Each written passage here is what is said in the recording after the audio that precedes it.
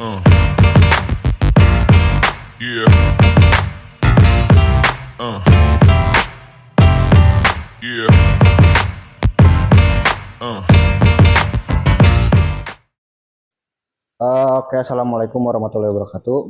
Waalaikumsalam warahmatullahi wabarakatuh. Sebelumnya terima kasih kepada Ibu dan Bapak Guru yang sudah menyempatkan hadir dalam penjabaran rencana tindak lanjut pembelajaran berbasis proyek saya. Di sini RTL pembelajaran berbasis proyek saya itu mempunyai tema, yaitu tunjukkan kreativitasmu dalam senam kreasi. Ya. Langsung aja. Nah, kita di pendahuluan dulu. Kan seiring dengan perkembangannya zaman dan tuntutan kurikulum itu semakin dinamis. Pendekatan pembelajaran yang inovatif dan relevan dengan kehidupan dunia nyata itu menjadi semakin penting. Salah satunya pendekatan yang tengah banyak diterapkan di dunia pendidikan. Itu ini sendiri PJBL atau pembelajaran berbasis project atau dalam Inggrisnya project based learning. Pendekatan ini menekankan pada keterlibatan aktif siswa dalam proses belajarnya dengan cara menyelesaikan proyek nyata, terus memerlukan pemikiran yang kritis, kreativitas juga, terus kolaborasi. Nah, dalam konteks ini tidak hanya memperkuat pemahaman konsep-konsep teoritis saja, tapi juga memfasilitasi siswa untuk mengembangkan keterampilan praktis yang dapat digunakan dalam kehidupan sehari-harinya. Itu Bapak Ibu ya pendahuluannya. Dan kita lanjut ke latar belakangnya. Oke, latar belakang di sini tuh latar belakang dalam RTL yang saya susun. Itu tadi sudah dikasih tahu temanya di awal ya, tunjukkan kreativitasmu ini.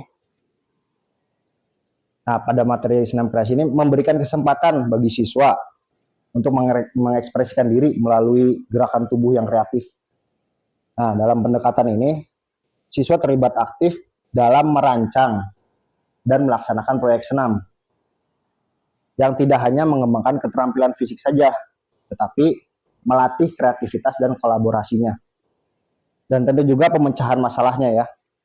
Komunitas belajar di sini berfungsi itu sebagai wadah untuk saling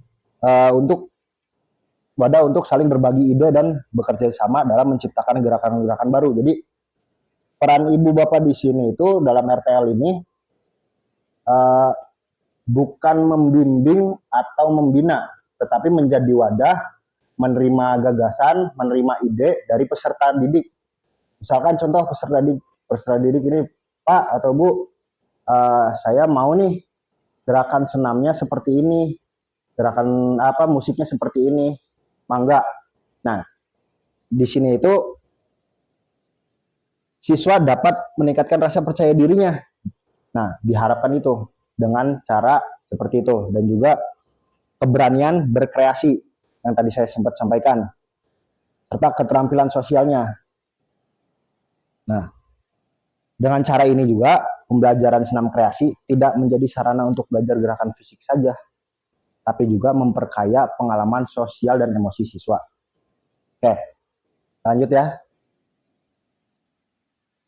Di tujuan. Nah, tujuannya dari RTL ini yang pertama satu, mengembangkan kreativitas siswa. Mendorong siswa untuk mengekspresikan ide dan imajinasi mereka melalui gerakan senam yang inovatif dan kreatif.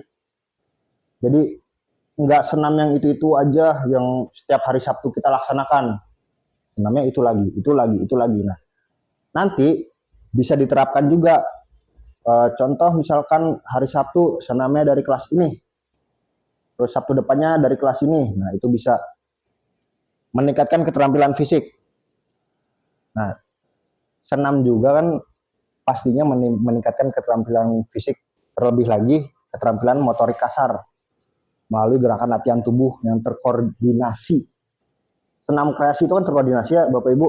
Jadi dengan ini keterampilan fisiknya juga diolah. Terus membangun kemampuan kolaborasi. Seperti yang saya sudah katakan, memfasilitasi siswa untuk bekerja sama dalam kelompoknya. Nah, berbagi ide dan berkolaborasi dalam menciptakan rutinitas yang senam yang unik. Saya tekankan lagi di sini unik ya, Bapak Ibu ya. Jadi usahakan beri saran atau umpan balik kepada siswa tentang gerakan-gerakan yang unik. Meningkatkan kepercayaan diri tentu.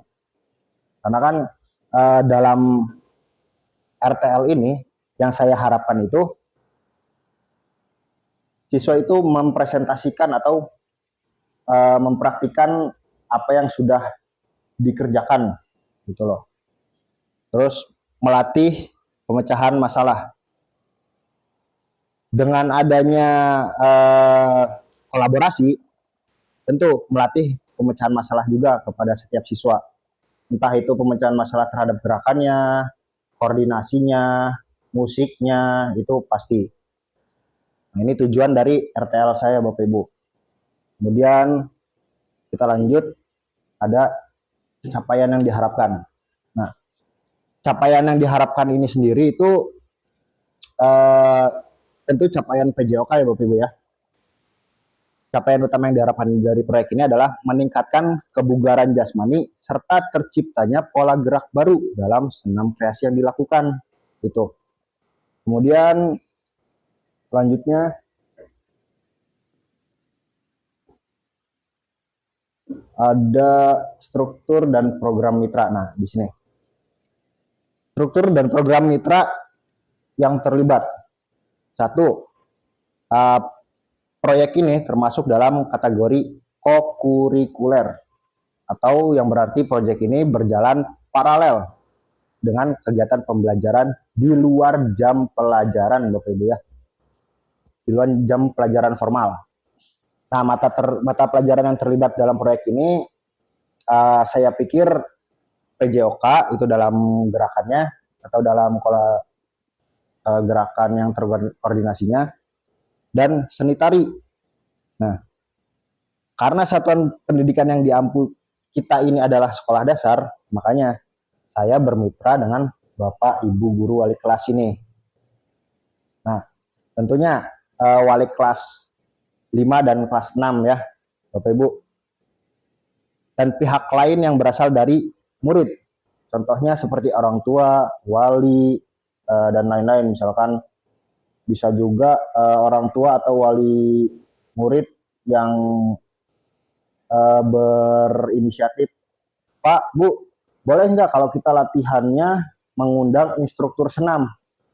Dibolehkan saja Bapak Ibu, karena untuk memperkaya gerakan. Gitu.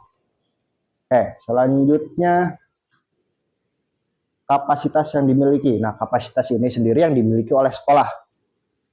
Pertama yaitu jelas sekolah memiliki kepala sekolah, guru dan tenaga kependidikan yang profesional sesuai dengan kualifikasi akademinya. Nah, selanjutnya murid kelas 5 dan kelas 6 ini yang saya libatkan. Masing-masing kelas akan mengirimkan perwakilan sesuai minat dan bakat untuk menjadi panitia, peserta, ofisial, ataupun penonton. Nah, saya jelaskan sedikit Bapak Ibu.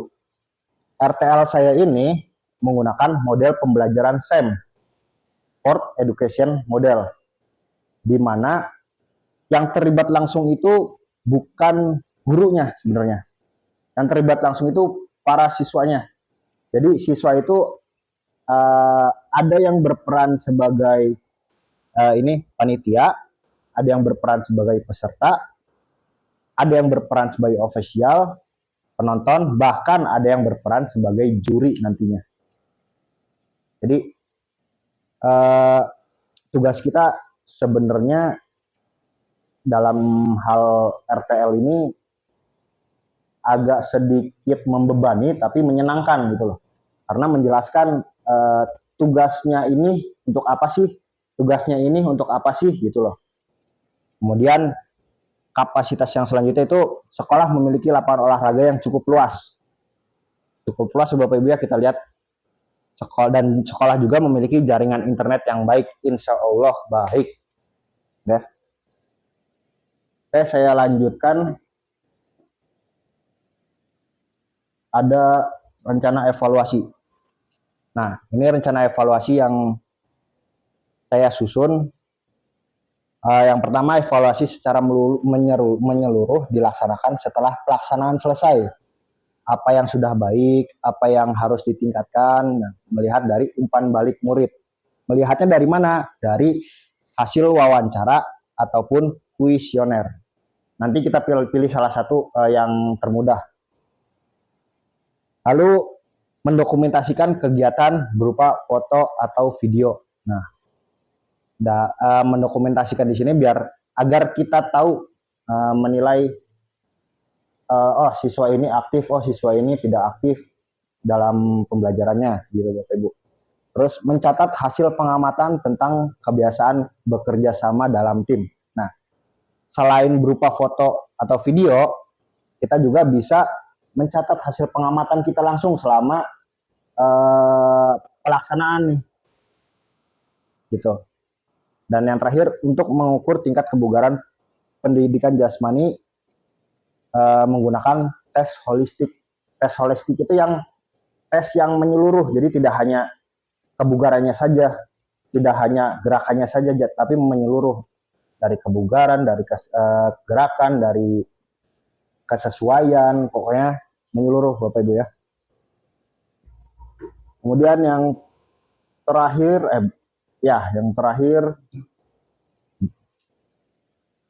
tantangan yang mungkin terjadi. Nah, saya perkirakan Bapak Ibu ya, tantangan yang mungkin banget terjadi itu yang pertama cuaca. Karena beberapa hari ini cuacanya itu berubah-ubah, kadang cedem kata orang Sundanya, cedem atau mendung, terus panas terik. Nah, kegiatan dapat ditunda kalau misalkan cuaca berubah ekstrim gitu, diganti ke hari yang lain. Nah, terus kegiatan sekolah yang bentrok antar kelas. Misalkan saya kan melibatkan kelas 5 dan kelas 6 dalam hal ini. Misalkan bentrok di kelas 6, misalkan ada ujian praktek atau apa. Nah, itu yang mungkin menjadi tantangan bagi RTL ini. Kemudian evaluasi dan umpan balik. Memberikan evaluasi yang efektif dan memberikan umpan balik yang konstruktif kepada setiap peserta didik. Ini mungkin menjadi tantangan. Karena apa? Siswa kelas 5 dan kelas 6 itu lumayan Bu ya, banyak. Ada sekitar 40 lebih itu kelas 5 dan kelas 6 itu dalam satu kelasnya. Oke. Mungkin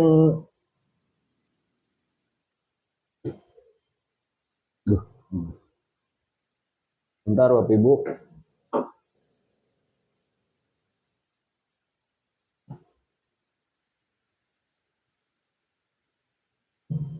Ini timeline itu waktu pelaksanaan. Terakhir Bapak Ibu ya, proyek ini akan dilaksanakan insya Allah mulai awal semester 2 tahun ajaran baru, tahun ajaran sekarang maksud saya, 2024-2025, dengan durasi pelaksanaan selama 4 bulan. Nah, itu waktu perkiraan saya untuk melaksanakan proyek ini.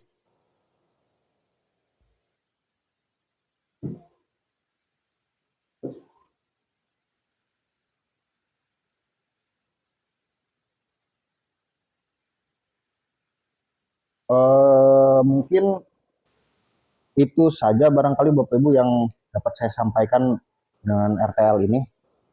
Mungkin ada pertanyaan dari Bapak Ibu, mangga saya persilakan. Mangga Bu, Ibu Hesti. Kan tadi kan sudah dijelaskan ya Pak ya. Tadi kan sudah dijelaskan, anak-anak itu nanti akan, maksudnya ada yang jadi juri gitu kan, dibagi-bagikan, ada yang Nah, iya, itu apakah efektif dilakukan di sekolah dasar dengan waktu yang cukup lama ya, 4 bulan ya? Ya. Nah, itu saja sih Pak. Terima kasih. Oke, waktu 4 bulan itu sebenarnya saya hitung dari awal kita memulai pembelajaran berbasis proyek ini. Jadi kan kita nggak ibaratkan nggak langsung mulai main, enggak. Jadi kan di PJBL ini kan ada yang namanya mengolah data, Bapak Ibu ya. Terus ada yang pasti bimbingan-bimbingan juga dan mungkin menyiapkan gerakannya juga itu tidak mungkin 1 hari jadi. Nah, tuh makanya saya perkiraan 4 bulan itu jadi waktu berjalannya proyek ini. Karena kan kita tidak melihat hasilnya kan dari PJBL ini, tapi prosesnya Bapak Ibu. Yang dinilai itu kan prosesnya bukan hasilnya. Begitu loh. Ada yang bertanya lagi Bapak Ibu, mangga?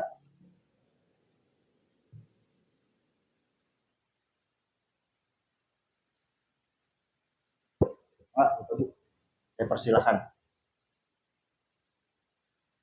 Santai aja, jangan begitu tegang karena ini RTL Bapak Ibu masih rencana. Ya, masih rencana tindak lanjut. Sudah, kalau tidak ada aman? Oke. Sebagai penutupnya, terima kasih. Tadi saya lupa jelaskan timeline-nya itu 4 bulan seperti apa. Udah ditanyakan. Terima kasih Ibu Esti. Saya ulangi lagi penjelasannya yang timeline tadi. 4 bulan itu sebenarnya bukan kita melaksanakan si SEM-nya itu. Jadi 4 bulan itu kita mengatur dari yang mengolah data, terus kalau acara pertandingan gitu kan ada tuh yang namanya penonton itu bikin banner buat rame-rame gitu. Nah, itu mungkin masuk ke dalam 4 bulan itu. Jadi persiapan apapun segalanya itu masuk di 4 bulan itu. Kemungkinan pelaksanaan SEM-nya itu 2 atau 3 hari. Begitu Bapak Ibu. Kalau sudah paham Bapak Ibu? Barangkali ada yang kurang sereg lagi, mangga ditanyakan. Ataupun mau japri juga mangga nantilah. Ya. Boleh mangga. Nah, mungkin cukup itu aja Bapak Ibu. Sekian dari saya. Kurang lebihnya mohon maaf. Wabillahi taufiq walhidayah. Wassalamualaikum warahmatullahi wabarakatuh. Waalaikumsalam warahmatullahi wabarakatuh.